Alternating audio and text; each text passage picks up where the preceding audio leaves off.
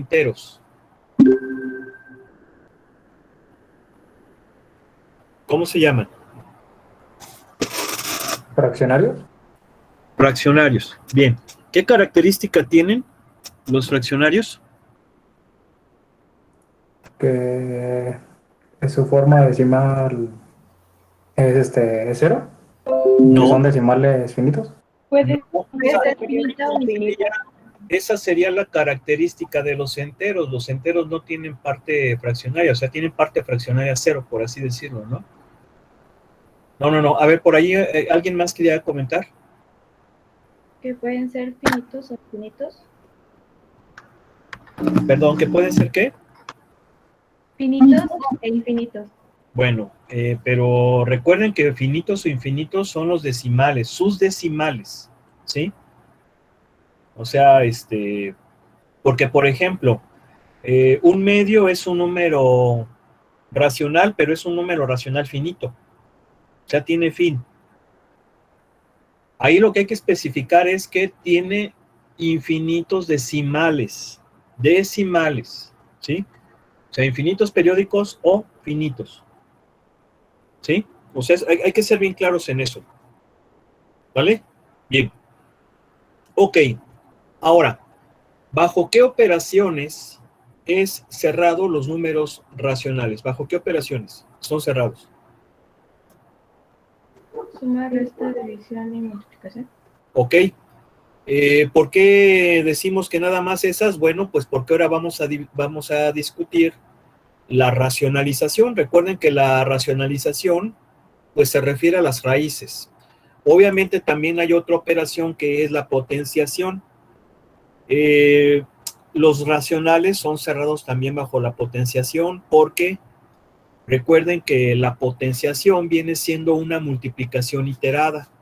Es decir, tantas veces se multiplica un número por sí mismo, ese número se llama base, como indique otro número que viene siendo la potencia, ¿verdad? Entonces, pues podemos entender que es una multiplicación iterada, por eso es que los racionales son cerrados bajo la potenciación, pero bajo la radicación, pues ahí ya no es así. ¿Y por qué no es así? No platicamos nada acerca entonces de los irracionales, ¿verdad? ¿Nada? No, profe. Bueno, bien, vamos a ver. ¿Cómo está esto de lo de los irracionales? Pues los griegos, sobre todo gracias a las aportaciones de esos grandes filósofos clásicos, principalmente, recuerden que son Sócrates, Platón y Aristóteles, aunque Aristóteles es el que va a sentar las bases de la lógica. Podemos decir que pues, prácticamente es aristotélico todo esto. Por eso es un personaje muy importante, ¿no? Y obviamente vamos a darnos cuenta, o seguramente ya lo saben, conforme va avanzando el pensamiento científico, cuando se descubre que algo no sigue las reglas que estableció este gran pensador, o todo el pensamiento que surge a partir de su estructura, pues empiezan a hacer las grandes revoluciones científicas, como por ejemplo la física en el siglo XIV, con Galileo, perdón, en el siglo XVI, con Galileo, obviamente con Newton. Yo no sé si ustedes sepan, pero según el pensamiento aristotélico decía, digo esto nada más se los comento como cultura, que los cañones, las balas de cañón, o sea, la balística estudiada por Aristóteles, decía que salía el proyectil y al acabarse el impulso, caía, ¿sí? Vamos a suponer que era una cosa como esta, aquí estaba el cañoncito, ¡pum!, disparaba, ¿no? Disparaba y según la filosofía aristotélica, pues al acabarse el impulso, pues caía. ¿sí? Sabemos que no es así. En realidad es una trayectoria parabólica. ¿Sí estamos de acuerdo, verdad? ¿Sí? Sí. Otra de las concepciones también que se derivan o que se heredan del pensamiento aristotélico es la famosa teoría geocéntrica del universo. Acuérdense que esta teoría pues decía que la Tierra era el centro del universo. Si bien había pensadores en la antigüedad, contemporáneos incluso de Aristóteles o posteriores, que afirmaban que no era así. Y obviamente pues llegamos hasta el siglo XVI, XV, creo que fue el siglo XV, porque Copérnico fue antes que Galileo, que descubre Copérnico que en realidad el centro del universo pues es el Sol. Pero entiéndase por universo lo que se conocía hasta ese entonces. Sabemos que el universo está constituido ahora por muchísimas galaxias, ¿verdad? Y el centro de nuestra galaxia es el Sol. Entonces, pues ahora es una teoría heliocéntrica. Curiosamente, aquí hay que recordar, y generalmente esto no se comenta, Nicolás Copérnico fue un sacerdote católico. De hecho, él era un canónico. Un canónico es como que el grupo de sacerdotes que reza en la catedral, ¿no? O sea, entonces, ¿eso por qué es importante? Bueno, porque hay que decir que el gran avance también que se da dentro de las personas que eran religiosas, ¿no? Esto porque pues ya ven cómo existe por ahí una leyenda de que todo era oscuridad y no es cierto, ¿sí? Había un gran avance científico en la Edad Media, también en las artes, y hay que entender que la humanidad va aumentando, en esa búsqueda de la verdad, se va dando cuenta que pues a lo mejor hay que redefinir una teoría, o se da uno cuenta que pues con las observaciones o con los instrumentos que se tenían anteriormente no se lograba encontrar la verdad, y ahora pues ya lo tenemos. Y esto lo digo porque efectivamente Copérnico no hubiera podido haber establecido esa teoría heliocéntrica si no hubiera sido por los telescopios, algo que pues en la época de Aristóteles pues no había. Entonces hay que decir todo eso, ¿no? O sea, no es nada más reprobar o criticar cuando no se sabe el contexto histórico de la verdad. Así hay que decirlo. Y la humanidad va avanzando en el conocimiento. Eso tenemos que entenderlo muy bien si verdaderamente queremos o aspiramos a saber la verdad. Bien. Entonces, regresando ya a lo que compete esto, incluso Pitágoras fue antes todavía, o sea, fue anterior. O sea, ya antes de estos filósofos clásicos, ya empezaba a haber un movimiento intelectual muy profundo en los griegos, ¿no? Es esa gran cultura que prácticamente retoma todo ese conocimiento de la antigüedad, le da forma y prácticamente da las bases para lo que conocemos como la civilización universal, no propiamente la civilización occidental, ¿no? Que viene siendo la europea. Prácticamente ese conocimiento influye también en todo el mundo oriental, ¿no?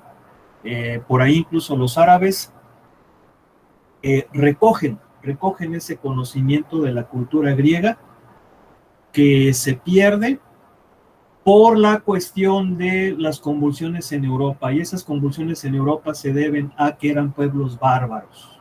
Cuando cae el Imperio Romano de Occidente, cuando cae Roma, que fue como por el año 300, en Europa eran puras tribus bárbaras, puros reinos bárbaros, y entonces era una gran convulsión. Esa es la razón por la cual se va a frenar por cierto periodo de tiempo el pensamiento en Europa, pero en poco tiempo empieza nuevamente a resurgir. Y bueno, esto ha sido aprovechado por algunas personas para llamarle el oscurantismo, que oscurantismo, hay que decirlo, es entre comillas, porque definitivamente también hubo un gran avance científico del siglo V al siglo XV, que es ese periodo de 1000 años que dura la Edad Media. Bien, pero bueno, regresando a esto. Uno de los grandes matemáticos griegos, pues es Pitágoras, ¿sí? Hemos oído hablar nosotros de Pitágoras, es muy famoso porque pues nos legó su famoso teorema. A ver, ¿sí recuerdan lo que dice el teorema de Pitágoras? A ver. ¿Qué dice el teorema de Pitágoras? Completito.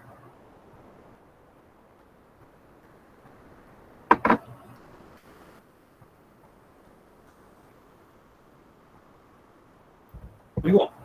Dice que el cuadrado de la longitud de la hipotenusa es igual a la suma de los cuadrados de las respectivas longitudes de los catetos. Le falta la mitad, ¿no? ¿Sí o no? Acuérdense que todo teorema debe de tener, ¿qué? ¿La hipótesis? Dos partes, hipótesis y tesis.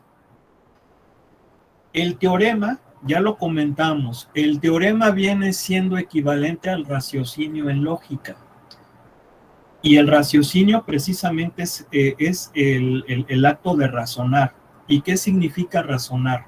Razonar significa obtener nuevas ideas a partir de otras ideas que ya están previamente establecidas. Por eso es que en el raciocinio hablamos de antecedente y consecuente.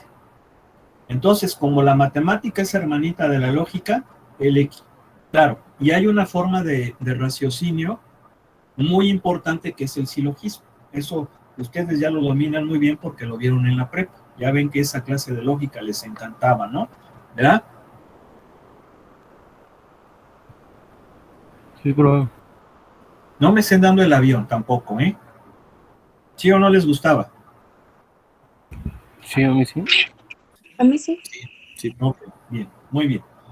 Entonces, en matemáticas tenemos exactamente lo mismo. ¿Por qué? Pues porque es hermana de la lógica, no tiene toda esa estructura. Y el equivalente en matemáticas es el teorema. Y también tiene dos partes. ¿Por qué? Porque básicamente podemos decir que los teoremas son el equivalente a los raciocinios en matemáticas y obviamente también a ciertas formas de silogismo. Porque acuérdense que del silogismo hay muchas formas que nos pueden llevar al error. Hay ciertas formas bien fundamentadas que nos van a garantizar el tener un conocimiento correcto y verdadero, que esa es exactamente la idea de la lógica. Por eso es que la matemática, pues es una ciencia muy exacta. Aunque vamos a hablar más adelante, en su momento, pues a lo mejor de algunos detallitos, porque pues hay que conocerlo todo, ¿no? En fin, hay que hablar de eso también. Entonces, la compañera nos habló, ¿qué cosa nos dijo? ¿La hipótesis o la tesis del teorema de Pitágoras? La tesis. Nos dijo la tesis. ¿Cuál sería entonces la hipótesis?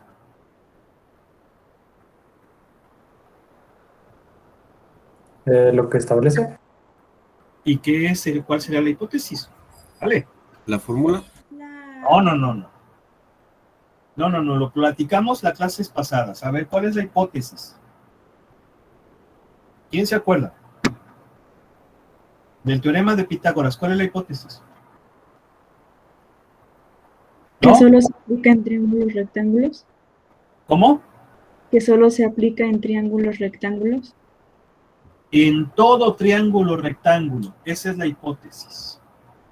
En todo triángulo rectángulo. Y luego la tesis, la suma de los cuadrados de los catetos es igual al cuadrado de la hipotenusa. ¿Sí? Ahora, fíjense la importancia de la hipótesis. El teorema de Pitágoras solamente se aplica a triángulos rectángulos, no se aplica a ningún otro tipo de. Por eso es importante que lo digamos completo. Entonces, pues, Pitágoras estaba muy contento con su teorema que había descubierto. De hecho, es uno de los grandes matemáticos de la antigüedad. De hecho, también se le puede considerar, se le estudia dentro de la filosofía porque podemos decir que fue el líder de una corriente filosófica presocrática, es decir, antes de Sócrates, si mal no recuerdo. Pues, de hecho, su escuela filosófica era muy rara, ¿no? Era como una sociedad secreta. Incluso tenían un simbolito aquí de un triángulo y Pitágoras decía que las matemáticas son la ciencia perfecta, es el lenguaje de los dioses. Yo no sé, no recuerdo si Pitágoras era politeísta o era monoteísta, porque recuerden que los filósofos presocráticos en eso se van a distinguir, en que van a ser monoteístas. Anteriormente pues era una sociedad muy politeísta, los griegos, y una de las razones por las cuales al pobre de Sócrates le obligan a que se tiene que suicidar es porque decían que corrompía a la juventud. ¿Y alguien sabe por qué supuestamente Sócrates corrompía a la juventud? ¿Sí saben por qué era la razón? Si era un gran filósofo, él fue de los primeros que defendió la verdad, el vivir correctamente. ¿Por qué fue eso? ¿Recuerdan? ¿No? Porque prácticamente Sócrates fue prácticamente podemos decir el primer gran filósofo monoteísta. Él decía, solamente debe de haber un Dios. ¿Por qué? Porque si no es así, no puede ser Dios. O sea, debe de haber un ser que tenga todas las virtudes y todas las potencias en grado sumo. Si no, si le falta una potencia, una característica divina, ya no es Dios. ¿Sí? Recuerden cómo eran los griegos, ¿no? Tenían muchos dioses, que Zeus, que era Zeus y ¿cómo se llama? Los tres dioses principales. ¿Qué? ¿Era quién? Zeus, el de la muerte era Hades, bueno, el de submundo, y el del mar era Poseidón. Esos eran los tres dioses grandes. ¿Sí se acuerdan, verdad? Y obviamente tenían el papá de ellos, pues fue Cronos. Y luego, por ejemplo, pues tenían hermanas, tuvieron unas hermanas y con ellas tenían a los dioses hijos, ¿no? Y eran dioses muy imperfectos. Sí se acuerdan que Zeus era pues mujeriego, ¿no? Era medio canijo con las humanas. Entonces, ¿cómo un dios se va a enamorar de una humana si se supone que las diosas deben de ser enormemente hermosas, ¿no?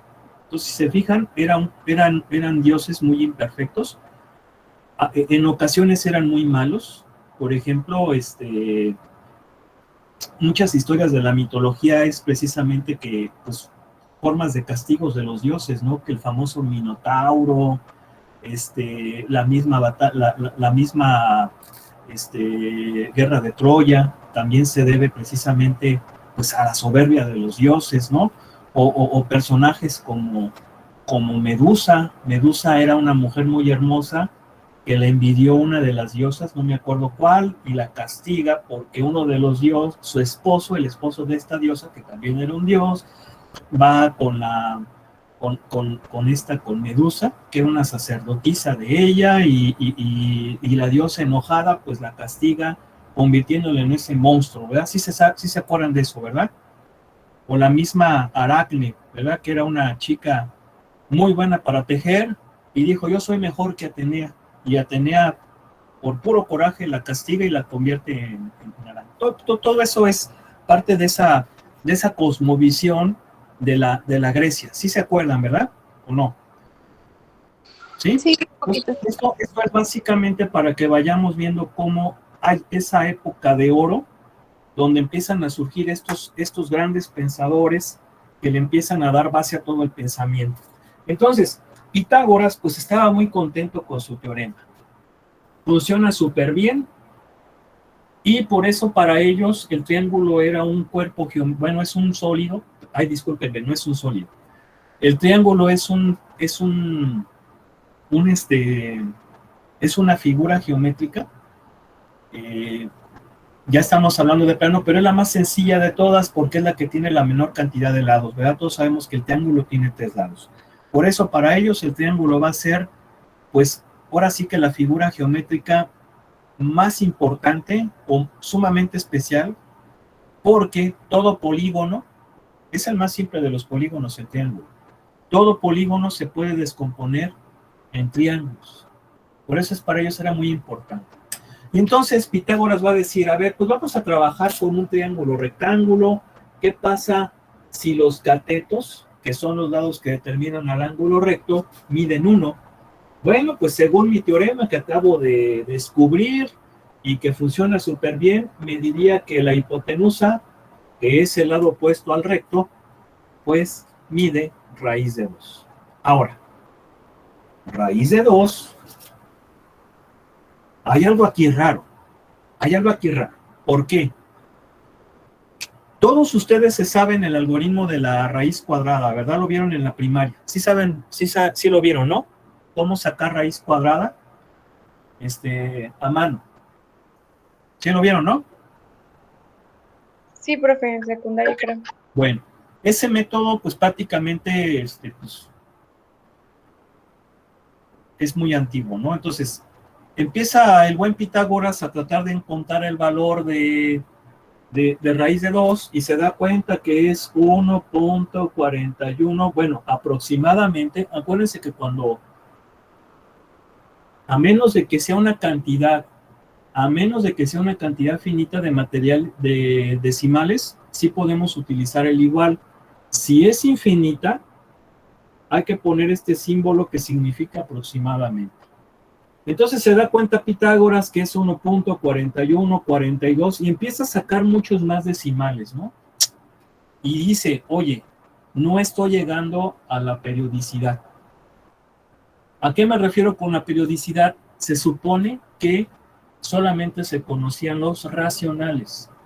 Y con esto, pues Pitágoras se da cuenta que es un decimal infinito, pero debe de ser infinito periódico. Y el problema es que nunca alcanzaba esa periodicidad. Entonces ahí fue donde él dijo, a ver. Esto quiere decir entonces que raíz de 2, si es racional, tengo que llegar a la periodicidad, alcanzar la periodicidad en los decimales. ¿Por qué? Pues porque debe de ser un número racional, es decir, se debe de expresar como un cociente de 2 enteros. Entonces, Pitágoras empieza a tratar de encontrar estos dos números tales que me den raíz de 2 y nunca los encontró. Nunca. Entonces dicen que Pitágoras, ya muy desesperado, o sea, prácticamente se desesperó, podemos pensar incluso que se frustró. ¿Y por qué lo digo? Porque recuerden que para él sobre todo la matemática era una ciencia sumamente perfecta, que no podía tener ninguna imperfección. Entonces, ¿cómo puede ser posible que no se cumpla mi teorema que acabo de descubrir con los números que hemos usado? Es decir, a lo que estaba llegando Pitágoras es a que este número no es racional. No es racional. ¿Por qué? Porque no se puede expresar como el cociente de 2 enteros y no puedo yo alcanzar la periodicidad de los números decimales y por lo tanto debe de existir un conjunto de números en el cual deben de caer estos de aquí. Es decir, números cuyos decimales son infinitos no periódicos y por lo tanto no se pueden expresar como racionales porque no lo son. Es decir, como cociente de 2 enteros. Y de hecho, pues es Pitágoras quien le da el nombre, le llama irracionales, porque irracional viene siendo sin razón, son números sin razón, por así decirlo, ¿no? Entonces, el buen Pitágoras fue el que descubre, según la leyenda, estos números, donde algunos autores lo representan como Q complemento. Acuérdense que la Q es para los racionales. ¿Se acuerdan, verdad? Entonces, muchos autores al conjunto de los irracionales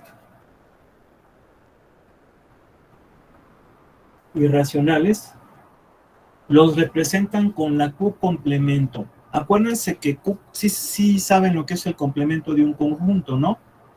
Es lo que falta a un conjunto para obtener el universo, el conjunto universal.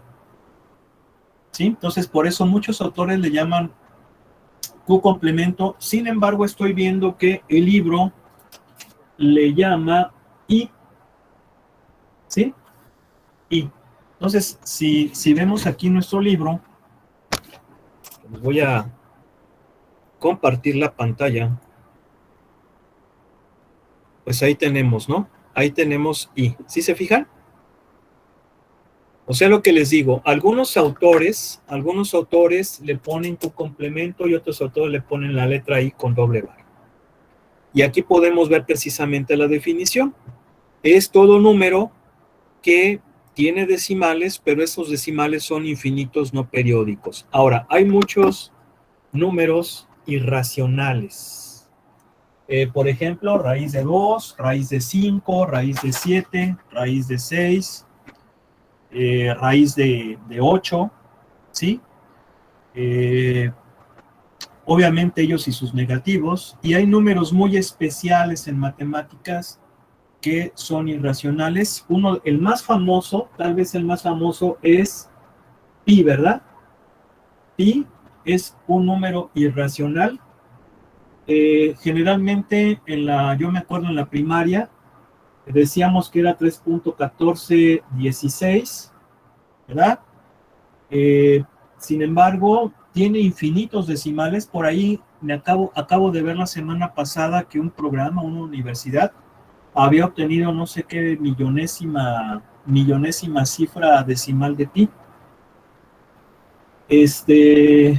Viene siendo aproximadamente 3.141592, y siguen más decimales, ¿no? Pero en la primaria nos decía nuestro profe, nuestros maestros, que utilizáramos 3.1416. Recuerden que pi es un número muy importante, de hecho es una constante que indica cuántas veces cabe el diámetro sobre la circunferencia, ¿verdad? ¿Sí o no? Otro número irracional muy importante, que seguramente, bueno, es nuevo para ustedes, aunque lo van a manejar mucho ahora, es E. E viene siendo E a la 1. Este número es importantísimo, viene siendo la base de los logaritmos naturales, o logaritmos neperianos. Aproximadamente es 2.71. A ver si lo pudieran sacar por ahí. Alguien que tenga calculadora a la mano, por favor.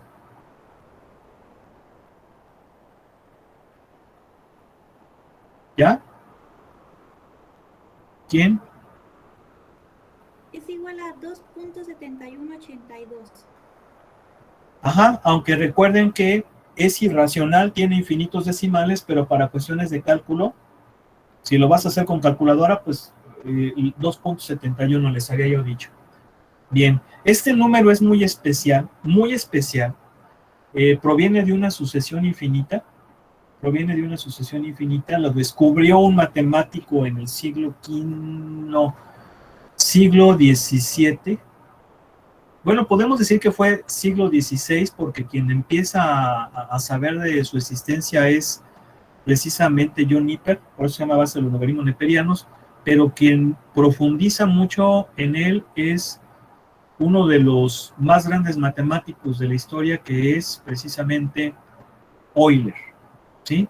En el siglo XVIII, si mal no recuerdo, que fue cuando vivió este matemático, en 1700. Entonces, ¿qué pasa aquí? Pues bueno, pues ya tenemos al conjunto de los números racionales y al conjunto de los números irracionales.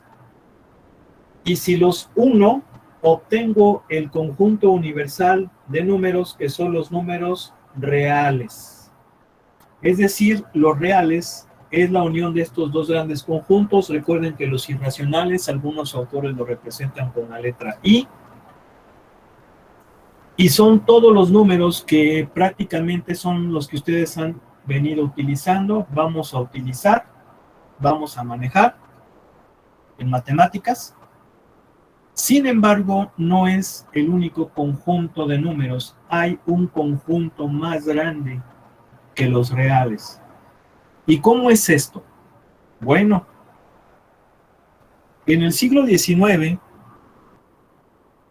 y seguramente antes del siglo XIX, seguramente, los matemáticos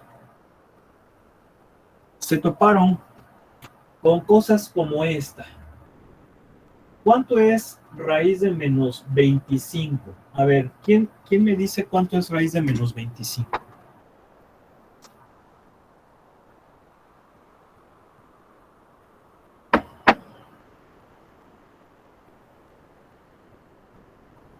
¿Cuánto es? No tiene raíz. Ok, ¿por qué? Porque como trabajamos con los reales, no es un número real esto. ¿Y por qué no es un número real esto?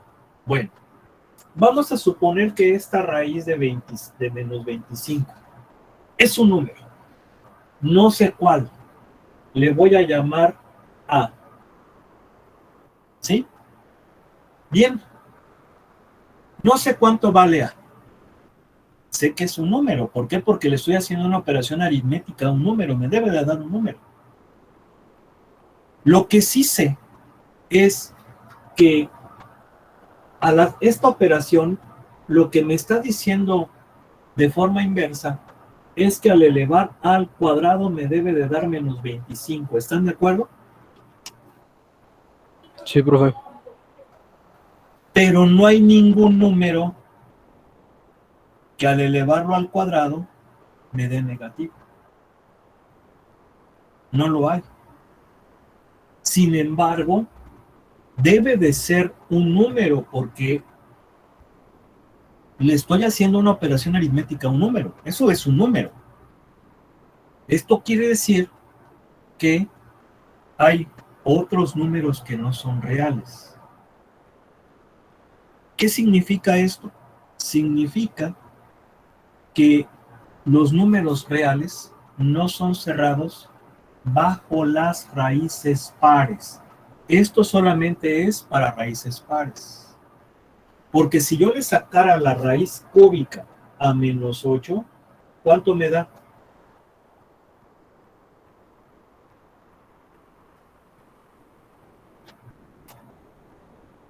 Tampoco se puede. Claro, ese sí se puede. A ver, ¿quién me dice? Menos 2. Menos 2. Sí, ¿por qué? Porque menos 2 al cubo es menos 8. ¿Sí están de acuerdo? Sí. Es decir, el problema existe cuando es raíz par. O sea, raíz cuadrada, raíz cuarta, raíz sexta, raíz octava, raíz décima, doceava, etcétera. Solamente cuando es raíz par. Cuando es raíz impar no hay problema. Es decir, raíces pares de números negativos no son reales. No son reales porque entonces estarían contradiciendo la ley de los signos, que básicamente es una cuestión lógica. Entonces, solamente cuando son pares. Cuando son impares sí funciona súper bien. Sin embargo, las raíces pares de números negativos deben de ser números que obviamente no son reales y por lo tanto los matemáticos le llamaron números imaginarios. Es decir, los números imaginarios son raíces pares, nada más pares, de números. Obviamente, al decir números, estamos diciendo que son reales. Números pares, perdón, raíces pares de números negativos. Solamente las raíces pares. Y entonces los matemáticos dijeron, bueno, ahora sí, tenemos a los imaginarios, que son números que se obtienen de raíces pares de números negativos y que no son reales, por eso se llaman imaginarios, y tenemos a los reales. Y entonces, ahora sí ya se llega al conjunto más grande de números que son los números complejos. Números complejos. Los números complejos son números que tienen una naturaleza binomial, es decir, A más BI. A se llama parte real y B se llama parte imaginaria. B se llama parte imaginaria. Ahora, ¿los reales son complejos? Sí. ¿Los imaginarios son complejos? Sí. ¿Por qué? Pues por esto estamos viendo que es un binomio. Es decir, pregunto, 2, a ver, menos 7. Menos 7 es un número ¿qué? Rápido.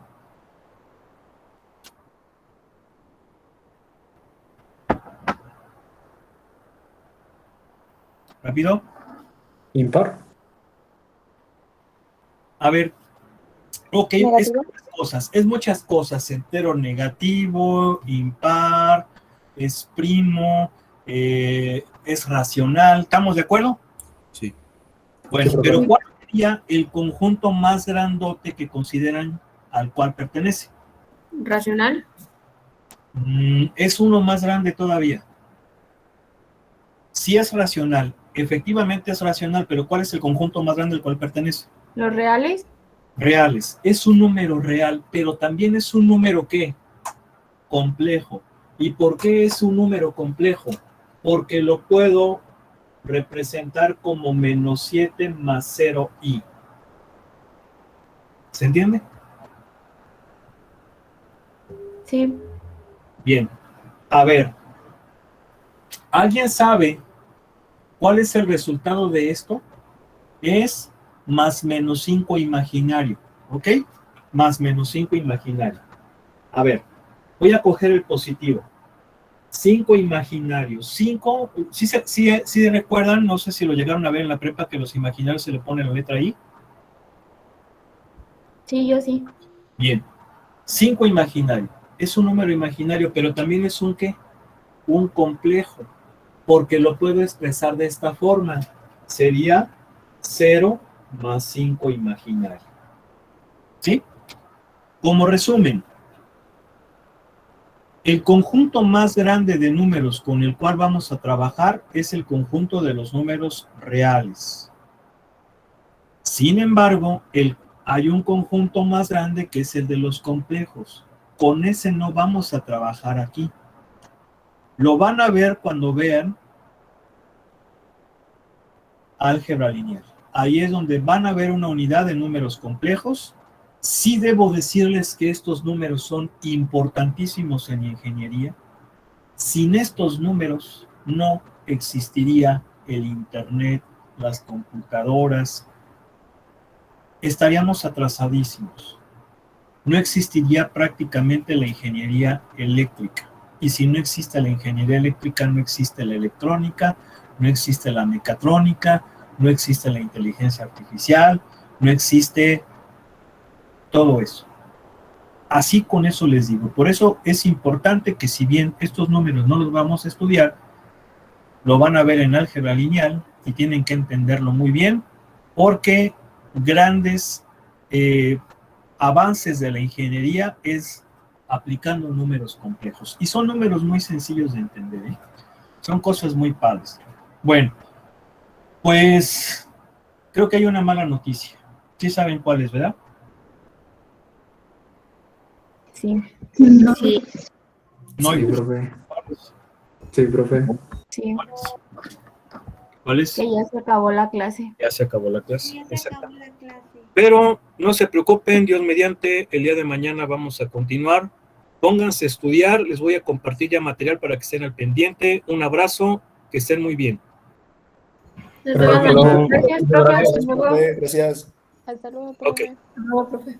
Oiga, profe, disculpe, soy el nuevo. ¿Quiere que le mande que le escriba mi correo por aquí? A ver, te voy a... ¿cómo le vamos a hacer?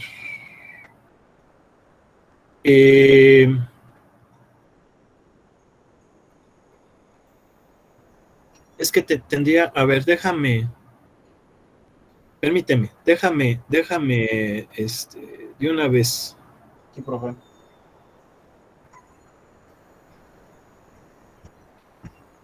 Sí, por eso acabé